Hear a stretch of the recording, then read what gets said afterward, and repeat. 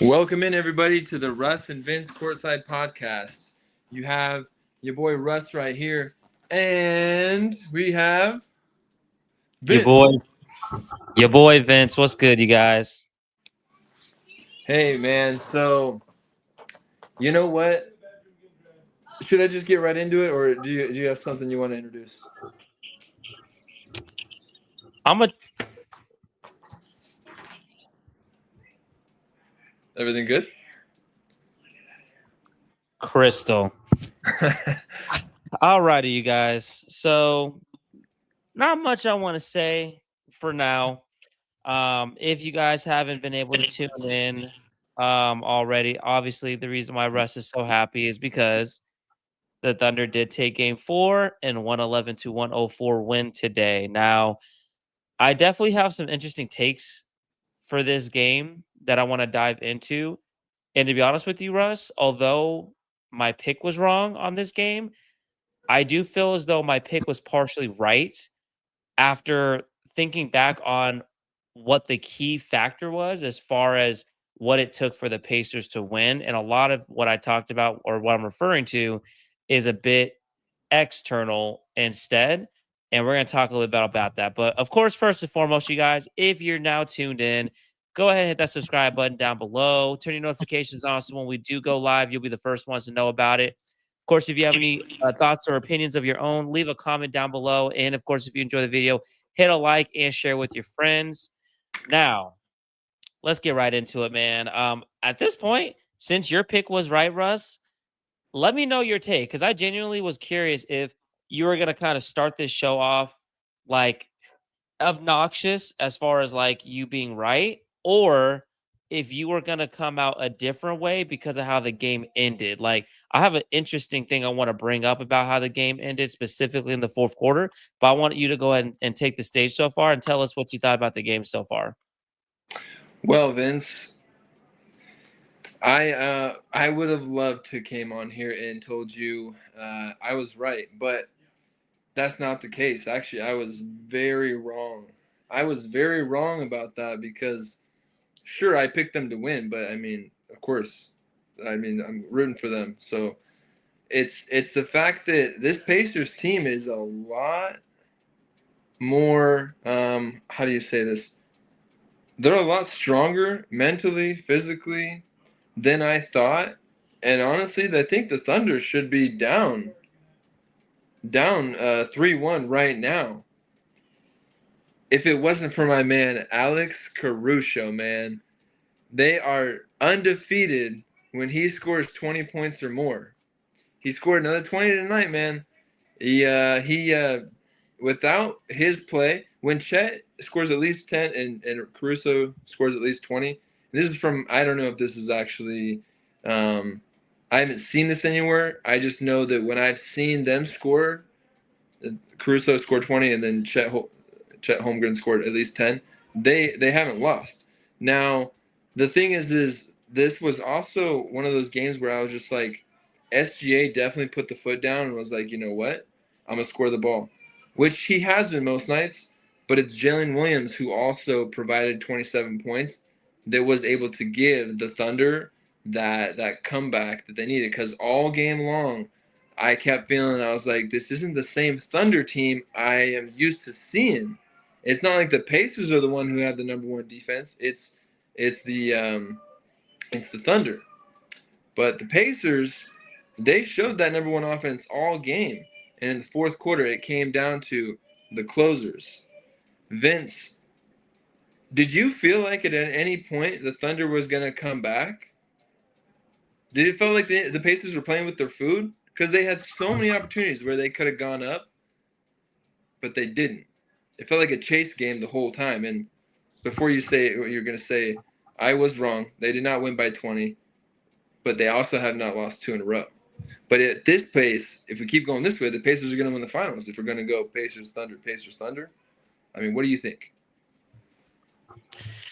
Yeah, man. I mean, I, I'm gonna just put it to you this way. I don't think I would say that the Pacers played with their food.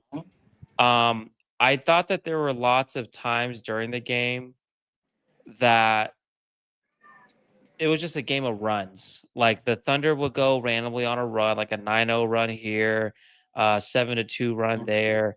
Like every time the Pacers seems to like get some separation, the Thunder did a really good job at just staying with it. In some ways, the Thunder in this game did a lot of what the Pacers have really done in a lot of games this playoffs, and that's just hanging around until the final, fourth quarter. I would say is when you really show up. I thought the Thunder did that. There were times where it looked like the Thunder were gonna really not just come back, but like really do something, and then the Pacers turned around and did a great job at responding the way that they did to not only stop the run, but to go on a run themselves to maintain the lead. And this was one of those games where the Pacers actually looked very confident and comfortable throughout the entire game, which is again why I believe you said that the Pacers really should have been up 3-1 right now, but they're not. And we definitely need to talk about how exactly the Pacers are not up 3-1 right now. And one of the things I want to present to you that I know is not a fun topic to talk about, man, but you just gotta wonder, like you don't you it's hard. This is why it's hard. Like I don't advocate for gambling. I don't ever gamble. I've never gambled in my life. But this is why if you are a gambler, I'd have to imagine you're frustrated because a lot of your picks don't just like they're not just off of the player performance, but a lot of it is also off of the officiating. And one of the things that I've noticed very early on in this game, I think it happened in like the second quarter, I want to say, or I don't know when, but there was no true tone that was actually set as far as the officiating, what they're allowing, what they're not allowing. Because one moment you would see them allow a level of physicality. And like I had put in game three, when the Pacers went up 2-1, I said I could see the Pacers taking game four if the same level of physicality is allowed throughout the entire game for game four. In this particular game, there were moments where they allowed a lot of physicality, but they're like during the stretch and then at random moments in the game, especially when the Pacers had the momentum, these questionable calls would happen or no calls would happen, and it would just completely flip the momentum to the Thunder side. For example, there was that foul that turned into an upgraded flagrant one foul, Obi Toppin on Alex Caruso. You had all the broadcasters from RJ, I said RJ, Jefferson, to Doris Doris Burke. Burke, to Mike Breen, all of them literally agreed and said that just looks like a hard playoff foul. I'm pretty sure majority of us that were watching that live thought it was a very good hard playoff foul. Yet Yeah. some reason Scott Foster decided to upgrade it to a flagrant foul penalty one.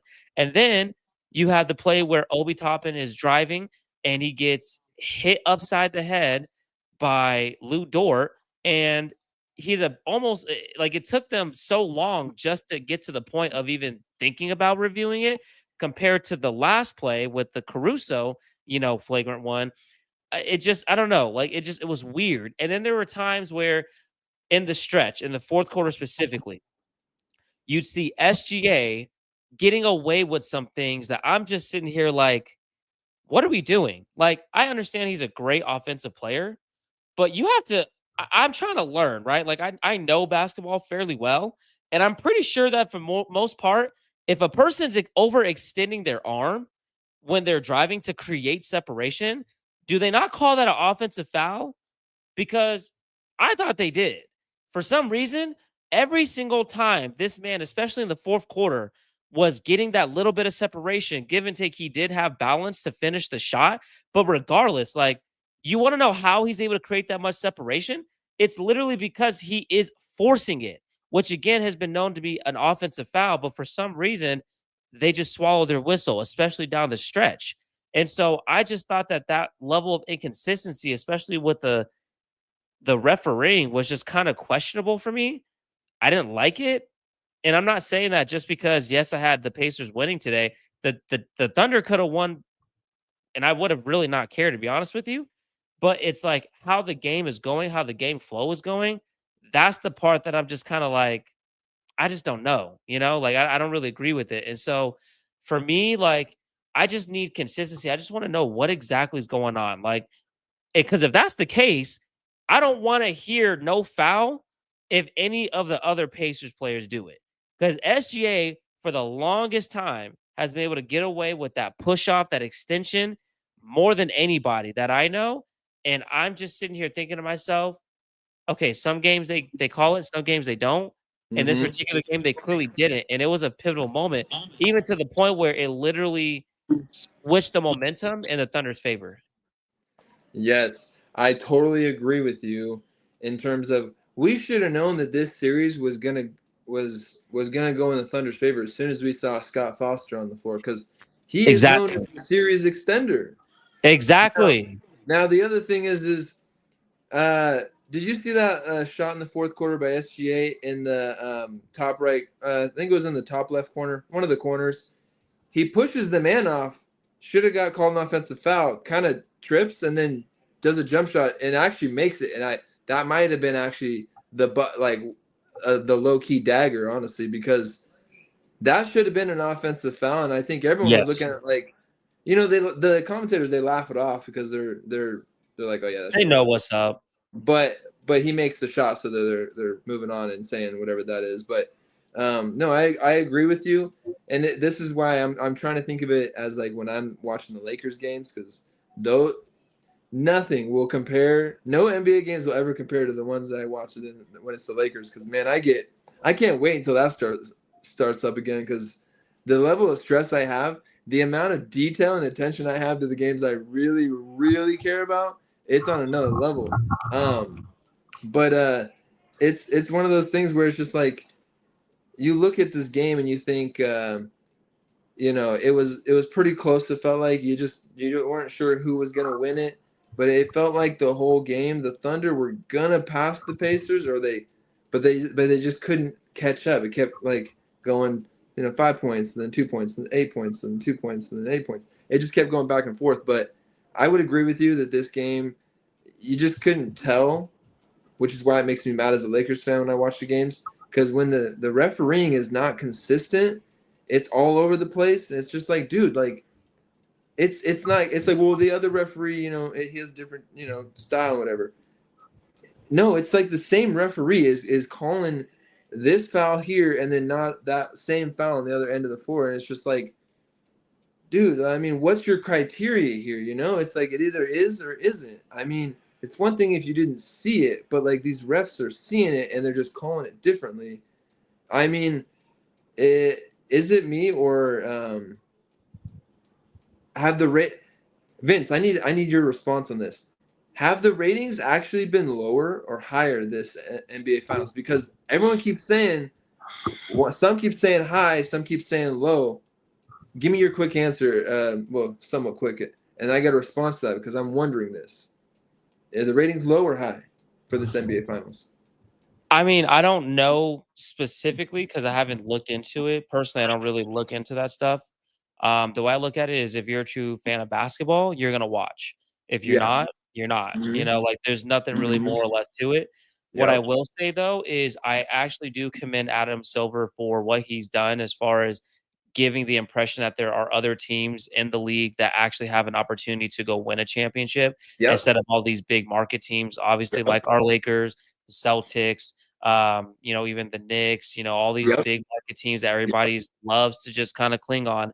And so I don't know too much about the views, but what I will say is to me, like you make such a valid point. I mean, we both are on the same page when it comes to the officiating, and you made a great point as far as that shot. That's actually the shot that I was referring to that I'm just like, it's one thing that he got away with it. It's another that he got away with it. He made it, and they also showed the replay in slow mo, and you literally see him extend his arm. And this is not the first time he's done that before. He's done it plenty of times before. Because if you really looked at the flow of the game, SGA wasn't doing nothing. I think he only had like 12 points off of 12 shot attempts before that explosive fourth quarter, where I think he may have scored like 15 points or something like that. And a lot of that came from the free throw line, and a lot of that came from the offensive fouls that he should have been called for, but he didn't with the extensions and all that stuff. Because if you looked at the flow of the game, Nimhart did an amazing job on him all game long, putting the clamps on him, forcing him into tough situations. He even had 0 turnovers majority of the game. I don't know if he finished with 0. We're going to find out here in just a second when we pull up the box score. But I didn't Yeah. even think this was a good SGA game, which is a little bit more of a slap in the face for Pacer fans because you guys did such a good job as a team to literally slow him down for as long as you could. Granted, Hold up. Before you get too Williams much did into it, show up. Yeah. before you get too much into that, the only reason I brought up the ratings thing is because I think that because the ratings are, I think that my theory is that the ratings are low for the finals. So what better way to raise the ratings than to extend the series and to make it a more interesting series on who's going to win? That's just my thoughts, but that's all. That's all I had to say to finish that, so that nobody in the audience maybe felt like I lost that. But Well, just my theory. I mean, I got group chats, okay? A lot of us Laker fans who, can't watch the Lakers play, we still got group chats. And one of my friends, they're heavy on the whole them trying to extend this to 7 games. And he said that actually going into game 3. And I thought to myself, man, if the Pacers win game 4 and they go up 3-1, oh yeah, there's no way we can say like, oh, they're trying to extend it to 7 games. But after this game, seeing again how it was refereed, you make up a great point with the quote unquote the extender, Scott Foster. Of all the games for him to be refereeing, it was this one. Like, is that really a coincidence? I don't think so. It's Game, very yeah. interesting. Game 4 is so pivotal because 2-1, 2-1 is crazy because it's like whoever wins game 4, it's like you're either up 3-1 or you're tied 2-2. That's a big difference in a game 4. That the like being down 3-1 is a different level of comeback. And being tied at 2-2 is a whole different series. It's just game 4 is huge. They put Scott Foster in game 4 for a reason. I don't know. They just what better way? What out of 7 games? What's the what? I mean, like, what's going to be the best game to try to predict what when you're going to need someone who's going to need to extend the series? It's going to be the middle game, and there's obviously seven's an odd number. You can't have a middle, but 3 seems too Right. low and 4 seems too perfect. And there needs to be a stat out there. How many game 4s does Scott Foster repping? I need to look that up. Somebody in the audience, if you can find that for me. Hey I might. man, it's almost like, what's crazy? I was gonna say analogy. You know how he's known to hate Chris Paul? This could have been a Yes. perfect game Yes. where this could have been a perfect game where he went the opposite direction for the Pacers because CP3 has been very heavily known as being SGA's mentor. And so I almost maybe he did the Oh opposite to my try to God. like, I don't know what you guys are talking about, man. Me Right. and CP3 go way back. We're good. Like, I don't Hey, know what you yeah. mean here. Yeah. There's no way in 2021. Think about this. Scott Foster had to have played in like game 3 or 4 in that final series because the Phoenix Suns were up 2-0, and then they lost 4 in a row to the Bucks. I bet my money and my house that Scott Foster was in game 3 or 4 in that series. It's just kind of something funny to think about. But no, back to your SGA point that you were making. Go ahead. Sorry, I hope you still kind of remember that train of thought. No, no, no, no. I mean, for the most part, man, I kind of said what I said. Like, the man had literally, I think, 2 free throw attempts. He took 12 shots, had just 12 points, majority of the game going into the fourth quarter. The Pacers were exactly where they wanted to be at that point. Not only with a comfortable lead, or at least a decent lead to good comfortable lead, but the momentum was truly swinging in their favor. And the next thing you know, it's just again, I just felt like the refs just kind of, if anything, they slowed the game out for SGA enough for him to kind of get into a rhythm, get back into where he needed to after the Pacers did a great job majority of the game stopping him. I'm curious to see what, the players, Rick Carlisle, all of them have to say as far as that. But let's just kind of dive at this point, man. So we're not on too long, but let's kind of dive into the box score here because I'm really curious to see a couple things here. One of the things that I was seeing a lot, especially during the halftime, was how the Thunder were shooting terrible from 3. I mean, they were like 1 for 10 at the time. It looks like as far as the game goes, they finished 3 for 17. They shot a putrid 17.6%. But here's the difference. The Pacers could not capitalize on the fact that the Thunder's shooting was not there this game. The Pacers had shot, I believe, like 38%. They were like 7 for 24 or something like that first half, which means they only made 4 threes in that entire second half. That's not going to get the job done. Not to mention, look at the free throw attempts from both sides, 38 to 33. One could easily say the Pacers lost this game on the free throw line because in the moments when they really needed to stay right there or really whatever, just kind of hang their lead, keep their lead, or tie the game up or go up by one, it was the free throws. The free throw misses really came to haunt them. They missed eight free throws in this case. You make all 8 of those free throws. What's the result of this game, Russ? I'll answer it for you. They're up by one. Exactly. And so the missed free throws, and then once again, man, I know the Pacers are not known as a big rebounding team, but 43 to 33 is not going to get the job done. 12 offensive rebounds, not a good job. One of the weirdest things I've noticed too, and I can't wait to look at the box score with you, Russ. The Thunder have not even been sharing the ball a lot. A lot of what they're doing is just hero ball. It's a lot of SGA, go make something happen. Or in this case, this game was really Jalen Williams because they were doing a great job on the Pacers side of face guarding SGA, very similar to how Dort has been face guarding Tyrese Halliburton. But this was one of those games where the the Thunder, in some ways, they really just gave the ball to Williams, and he came through this time. This was a game where easily, if Williams does not have the kind of game that he has, he's not like they're not going to win this game.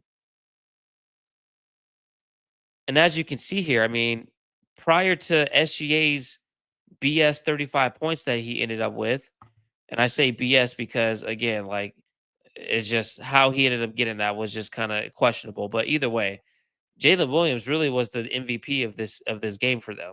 He was the steady engine that was turning 27 points, got to the free throw line 11 times. He was aggressive all night long. He was literally driving. He was cooking people. There was many times that I saw him literally blow past Obi Toppin, where he would get contact with, say, Matherin or Shepard or Nemhart. He did a great job being aggressive. And then I mean, again, like obviously SGA did finish and close it out for them. But as you stated, I can't disrespect or take this player for granted.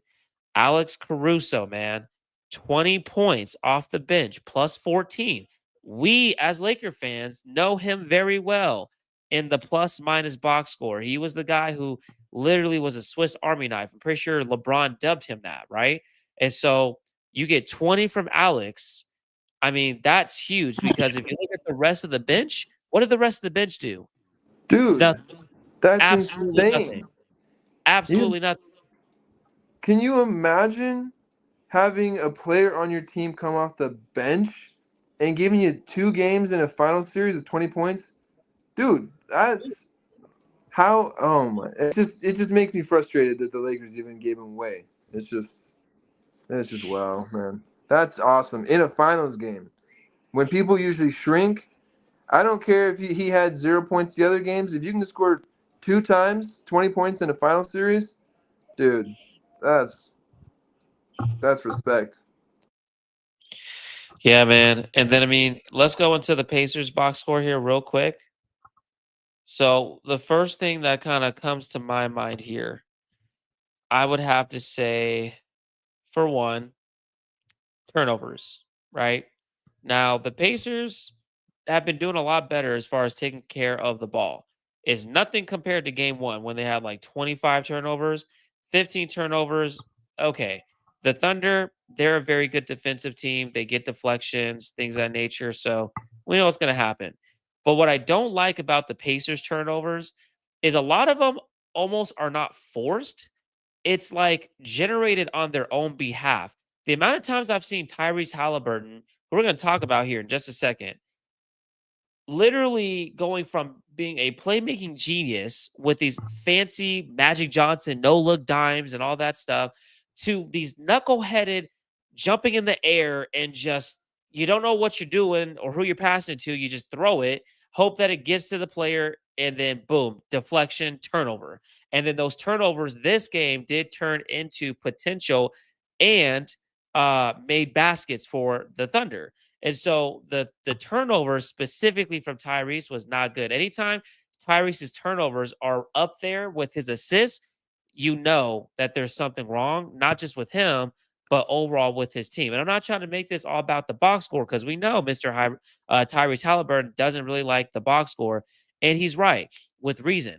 But at the same time, I will say that as far as watching the game, you could tell he wanted to be more aggressive, but how he was being more aggressive kind of, I think it bit him in the foot this time. Um, How do you have you know, 3 points? He had like 3 points with like 2 minutes left to go before halftime, then ended up with 8. But I mean, it's like I get you're not like a big scorer guy, but like I don't get it, man. Like you can shoot the ball. How do you have 3 points?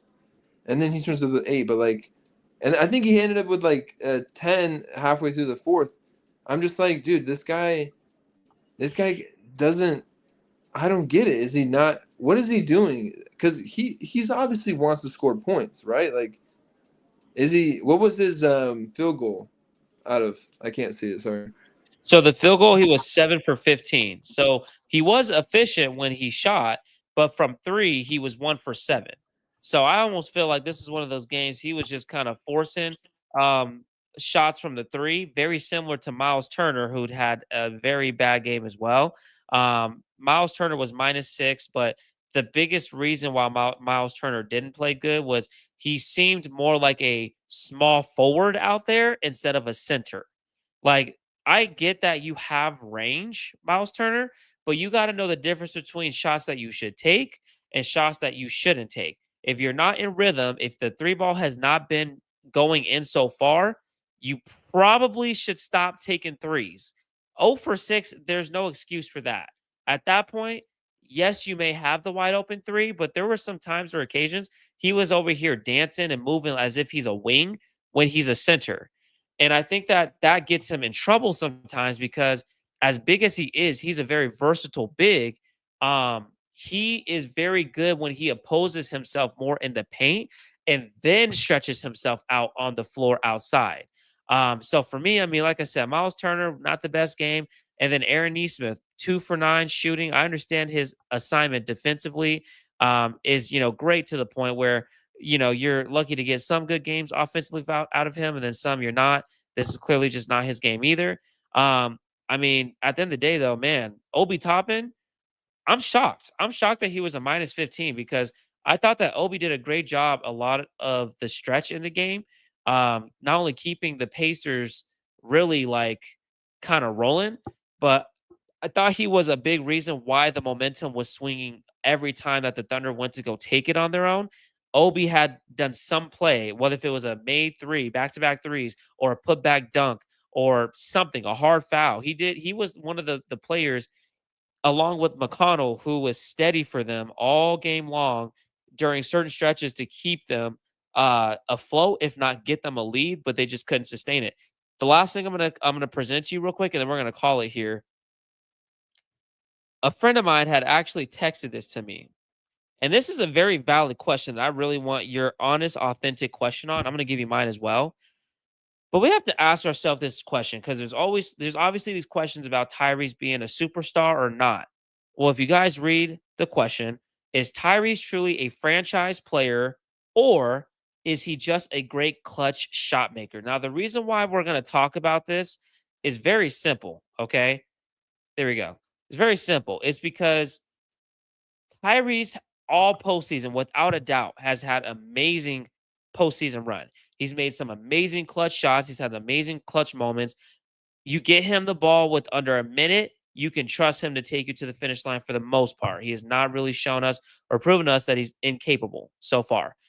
But if you look at the totality of his games in the postseason, even in the regular season, he has yet to put together a solid, consistent run of scoring, assisting, defense. It's like every now and then you'll get a game from him where he's great offensively.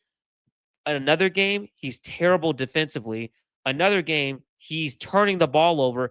So I just want to know, in your opinion, do you think he is truly a franchise player, or are we just witnessing like potentially like a big shot, Rob, or like a clutch player type scenario arc where maybe he's just a great clutch player, but he's not exactly a true franchise player? What's your take on that?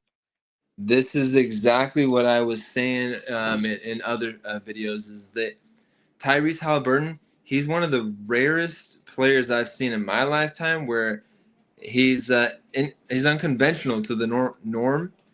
It's almost like Tyrese Halliburton, he's not the one who's. It's not him every night. It seems like it's either Pascal some nights, Miles Turner doing some damage some nights, Nimhard. It's like just a huge all around team. That it's like usually you build around your star player, right? When they're the franchise player, the star player. But it almost feels like the Pacers are building Tyrese around the Pacers. So it's almost like Tyrese fits more in the Pacers system that they got now, but I don't see Tyrese, making it work in other teams because the other team the role players may not be as good. So it's like no matter how well he assists or facilitates, if his teammates don't make shots, don't make baskets, he's not gonna have Tyrese is gonna have a low scoring game anyways. So it's gonna be like, well, he has a low scoring game. They lose the game. His teammates don't score. It's just gonna look all bad around. But like when they win, it's like he still doesn't score a lot, but they see the impact that he's made on the team. That's a tough one because I'm telling you that it's just like the team is perfect right now. I've never seen a team where they can just a lot of them can score in double digits and it's a close game. If I'm almost thinking if I know, man, here it comes again. If LeBron was on this team, dude, and he could only score 13 points and win a game in the finals, that would be unheard of. That is insane. LeBron has to score 30 most nights or at least high 20s to win a game. So, in my honest opinion, if they lose this series, I'm gonna wonder if the Pacers change the team around Tyrese and the next year they do worse. It almost wouldn't shock me because if they take the wrong people out of the rotation of the Pacers to try to improve the team and they do worse, it's not because Tyrese changed. Tyrese was always the same.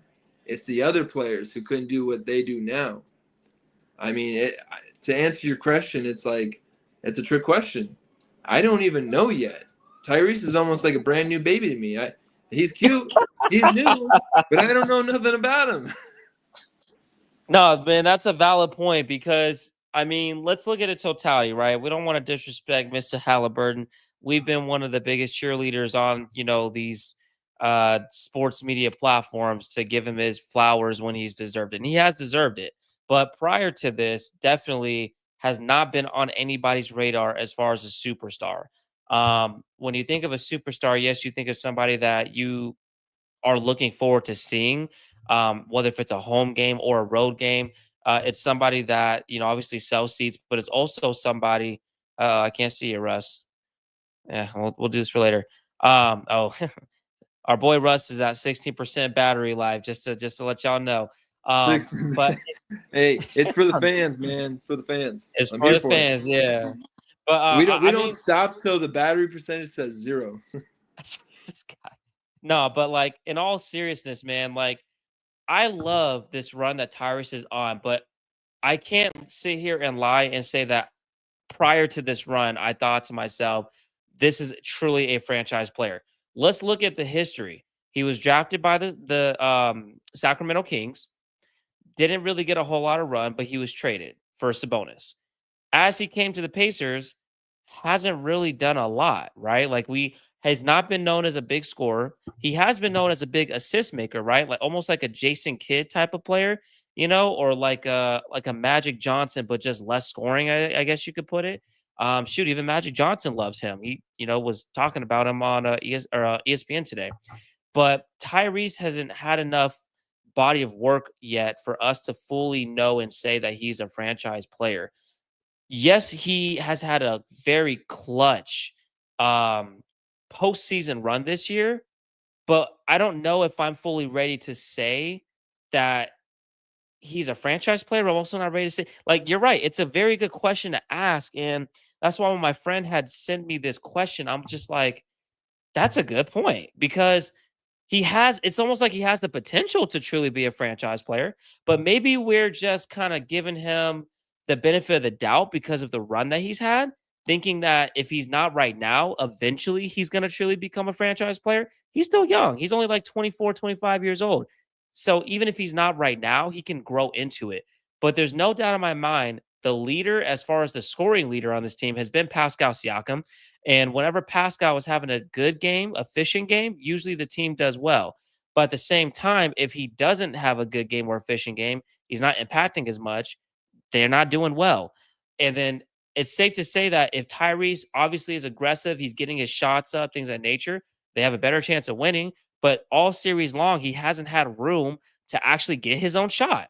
In fact, the Thunder have done an amazing job collectively as a team stopping him from getting looks to the point where he's had to force the occasional lot, which is the reason why he was 1 for 7 from three. Because there's this funny stat that I noticed that they were showing now before the game started. Prior to this game, in the last 3 games of the NBA Finals, Tyrese Halliburton has literally attempted 0 free throws. That is insane to me. Like, the man attempting 0 free throws as a superstar player, a franchise player. I can't remember the last time I've heard of a franchise player who's literally had 0 free throw attempts. But you know It what's makes even no worse sense at though? all. What's even worse though is it's not like we feel like he's getting ripped off. It's like I'm not sitting here thinking like, oh man, he should have had that foul. He should have had that foul. You said he put up 15 shots and made 7. Like, it's just like he definitely put up shots, but like, what's up? Is people not fouling him, or people not trying to foul him, or is like I don't get it. It's like the man, like you would have thought you would have thought by looking at that, the fact that he'd never been called a foul on in the previous games, that you would have thought that he's a third stringer off the bench. You know, it's just like, wait, Shoot, what? even those sometimes are getting fouls. That's what I'm saying. It's like, what? That's just that scripted. I mean, look, man, I will say it does say one thing for sure is that as aggressive as we've seen him start to try to be, starting with game 3, he's not aggressive at the hoop. Most of the fouls that you see are coming around the hoop. He's aggressive just with attempting shots. He needs to start being aggressive at the rim. Today, he was a lot more aggressive at the rim, which is what got him a lot more free throw attempts. He was actually at the line at least for 3 shots, but that's still not cutting it. It's still not enough. To me, I just think that he has the making of being a franchise player, but I can't sit here and say he truly is one. He's got to be more consistent to be known as a franchise player. Real quick, I do want to give a shout out to my friend Veronica. It's nice to see you in the comments. As always, appreciate your support. We're definitely going to be on to better things. You know what I mean. But yeah, I want to Hey, give a shout out just to my give a friend golf clap Veronica. for Veronica, man. Yes, sir. But yeah, man. So, like I said, at the end of the day, I had a feeling that depending on who's reffing the game, depending on the flow of how the game is being refereed, would kind of work either in the Pacers' favor or not. And like I said, man, you put Scott Foster, aka the extender, out there for Game 4. I should have known better. I should have actually looked at who was going to be refereeing for Game 4 first before I made my pick. So now that I know that Scott Foster is not going to be reffing in Game 5, at least I think he's not. Is it safe to say Pacers are going to take Game 5, or do you still want to stick with your pick where you have the Thunder going 3 in a row to win in 6 games? Yeah, no, and weird as it is, yeah, I do think that they are gonna win the next 2 because they're going back to OKC now. So that extra Yeah. momentum, I'm telling you that this series is going exactly the way I thought. Obviously, I got a little prideful there and thought they'd win by 20 this game, but definitely got humbled there real quickly. But I still think that OKC wins Game 5.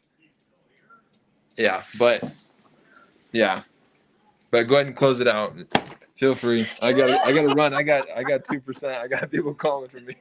I'm dead, man. Well, okay. As my boy Russ here has said, we have come to the end of this stream. If you guys didn't get a chance to watch the full thing, go ahead. The video should be available, accessible once we do click off here in a second. If you're not already subscribed, go ahead and hit the subscribe button down below. Turn your notifications on. That way, once we do go live, you're the first people to know about it. As always, if you enjoy the video and the content, hit a like, share with your friends, let them know about us if they enjoy sports. If they're Laker fans, if they're just sports and basketball, we love doing that. But regardless, man, even if you don't know much about basketball, we'd love to have you guys join the family. We'd love to kind of dive deep, talk as much as we can, and even teach. I've been a student of basketball since I was a kid. I always often said if God made me at least 6'4", 6'6", man, I wouldn't be on this podcast.